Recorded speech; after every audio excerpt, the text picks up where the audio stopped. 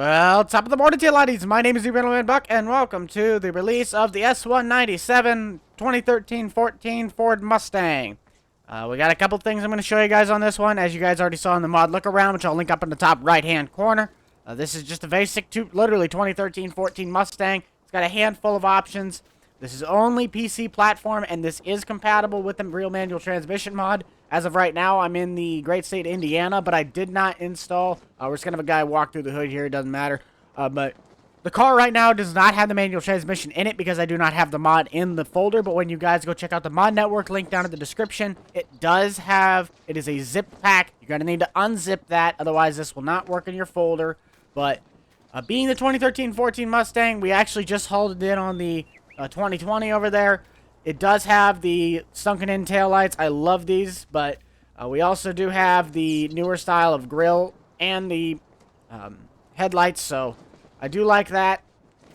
But we'll go over a couple of the options. We'll head into the store here. The car itself, when you hop in here, there is two versions. There is a stock version, and there's a drag version. The drag car, it's literally that. It wheelies. So very uncontrollable, to say the least. You guys have already seen Grant's video on this car. But it's got the roll cage, 966 horsepower, powered out of the 5-liter Coyote. It's pretty much like a Stage 9 Roush. It's not really that. But when you get the engine set up, you can get a tuned drag Coyote, and then you can get all the way up to the Shelby, or whichever one it is. You can get cowl hoods and all that stuff. But the main options are on the stock one. They all share the same. It's just that on the drag one, you can get the cowl hood with the hood latches. But on this car, it says it starts both of them at 0, but that depends on your option package. You can get them at $82,000 because, again, of all the options on here. But the starting price of this is about $32,900. You start off with the engine setup being 5-liter naturally aspirated Coyote. You start off with 420 horsepower. You bump it up to the Bosch, you get 444. You get Stage 3 Rouse at 575. And then you got the SVT V8 in the Shelby GT500, pumping out 663 horsepower. We need more power, baby, all right? But continuing on, after you select the options of that, they all change the bodies, so you can't, like, have a Shelby's grill on the Boss's rear end, to say the least. They all change with their corresponding ones, so Boss, the back bumper doesn't change, but the grill badge does.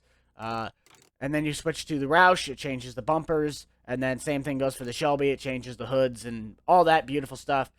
But spoiler configurations, you can have none, which I prefer not to have because it looks straight up like a V6, especially with these rims. But you can have the little lip spoiler that everybody knows about these Mustangs. Then we got technically the 2013's like sporty looking one, the Boss Limited I called it. And then you have a Boss stripe color match. So if you have the Boss stripes on here, then it has the stripes color. So like that.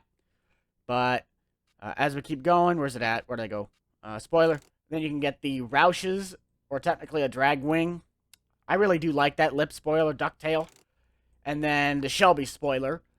But as we kind of keep going, you kind of have to work the options. I like the way I did this because it allows you to really get it customized. So you can put the spoilers of each car on these. It's just a matter of preference. But I'm going to leave the 5.0 badges on right now for the basic one. AM/FM radios, you guys saw, you swap that. You can get a touchscreen radio. The touchscreen radio has a working clock, which I think is pretty nifty. If you want to be able to drive around and know the time, just drive around with the touchscreen one. I tried to get one in the basic radio, but like I said, I had troubles hiding it for just problem's sake, so it didn't end up happening. As you guys can also see up in the top left corner, the Boss rim color, that is literally only for one set of rims, and that's what we're kind of getting to here. The basic lights here where it says grill lights, Boss, and GT. On the GT package, you can off Boss and GT. You can opt for the fog lights in the front.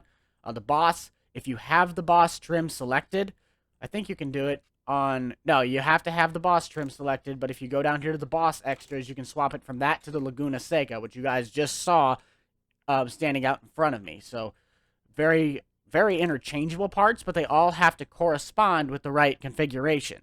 So I tend to do that a lot of times, but that's what I would technically tend to do. Same goes for the Shelby. When I put on the Shelby, you guys notice there's no badging, but you have to go down to the Shelby extras and then put on the badging, which then lights that up. So that's how all of that works.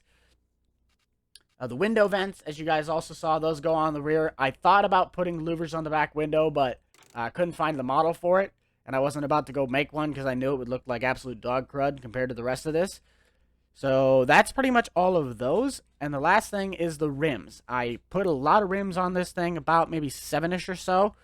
So 2010 convertibles. You also got the 2013 V6s. These are not like dedicated to those years, but these are what they're mainly seen on. You got the 2014 convertible V8 rims. I kind of do like those. Those are pretty nifty. 2011 V8 rims. I love those ones. They're not exact, but those are the boss rims that I'm talking about that this goes with. So you can have them in black, or you can get that ring in red. So those are for those. And then you have the... Oh, that's not it. But then you have the OG boss rims, which everyone knows and loves.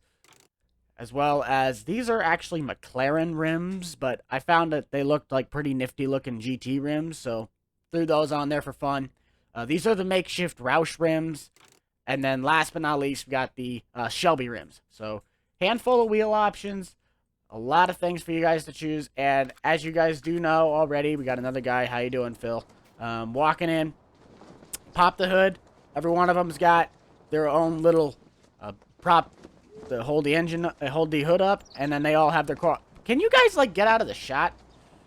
You know, we all have every car has its own engine, so the Boss has a Boss engine, GT has the GT engine, and the Shelby and Roush, they have their corresponding engines. So, fairly nice, fairly simple.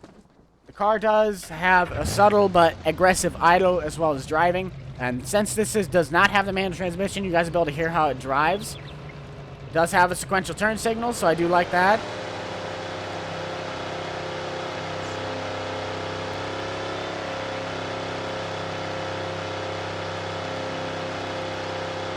Car does go to its corresponding top speed as well, but that's mainly more geared towards the manual transmissions, as you can get this car up to speed like that, but it just works better and drives better with the manual transmission. So that is very much not required, but it's recommended to make this car a lot more fun. But we can just cruise around. It's just a basic Mustang. I mean, it's got all of its lights. I tried my best to make them be as realistic as possible, but come inside and you got all the inside lightings. Your gauges light up, your steering wheel lights up. It's all just a fun car.